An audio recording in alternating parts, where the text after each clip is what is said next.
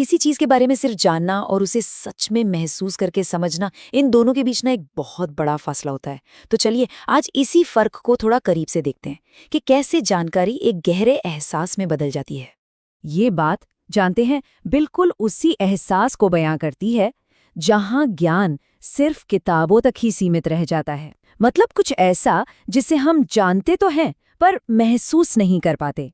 तो सोचिए, एक बिल्कुल आम सा क्लासरूम है जहां मंगल ग्रह है। साइंस की नोटबुक में लिखा हुआ सिर्फ एक कॉन्सेप्ट है, बस कुछ तथ्य, कुछ आंकड़े और कुछ नहीं। और इसी क्लासरूम में सबसे पीछे बैठा है कबीर, जो अपनी नोटबुक के कोने में कुछ यूं ही स्केच बना रहा है। उसके लिए ये सिर्फ लकीरें नहीं हैं, ये उसकी कल्पना की उड़ान है, एक ऐसी दुनिया जो अभी हकीकत से कोसों दूर है। लेकिन फिर क्लास का माहौल अचानक बदल जाता है। डेस्क को हटाकर जगह बनाई गई है और क्लास में गत्ते के बने कुछ व्यूअर्स लाए गए हैं। कुछ तो अलग होने वाला है। तो कबीर की यात्रा यहीं से शुरू होती है, जिसे हम कहते हैं सैद्धांतिक ज्ञान। मतलब सब कुछ किताबों से सीखना, एक दूरी से समझना। जैसे किसी नक्शे को तो देख लिया पर उस जगह पर कभी गए नहीं। और अब वो पल आता है जहां ये किताबी बातें एक असली तजुर्बे में बदलने वाली हैं। देखते हैं ये बदलाव कैसे होता है।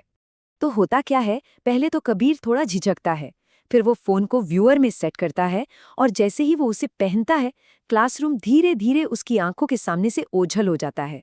उसकी आंखों के सामने अब क्लासरूम नहीं, बल्कि दूर दूर तक फैली जंग के रंग की जमीन है। उसका रंग, उसका फैलाव, सब कुछ एकदम नया और हैरान करने वाला है। और ऊपर वो नीला आसमान भी नहीं है।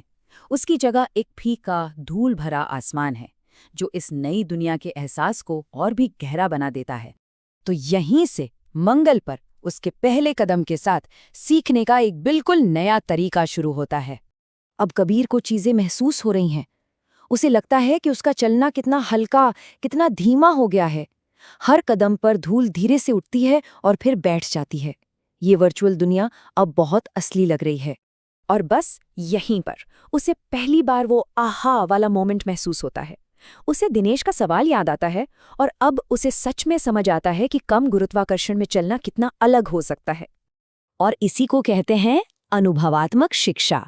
मतलब सिर्फ पढ़ना नहीं, बल्कि कुछ करके सीखना। ये उस किताबी ज्ञान से बिल्कुल अलग है, क्योंकि यहाँ ज्ञान सीधे अनुभव से मिल रहा है। और जानते हैं, यहाँ कबीर के सोचने का तरीका ही बदल जाता है। अब वो सिर्फ एक टूरिस्ट की तरह देख नहीं रहा, बल्कि एक प्लानर की तरह सोचने लगा है। जरा सोचिए, अब वो एक साइंटिस्ट की तरह सोच रहा है।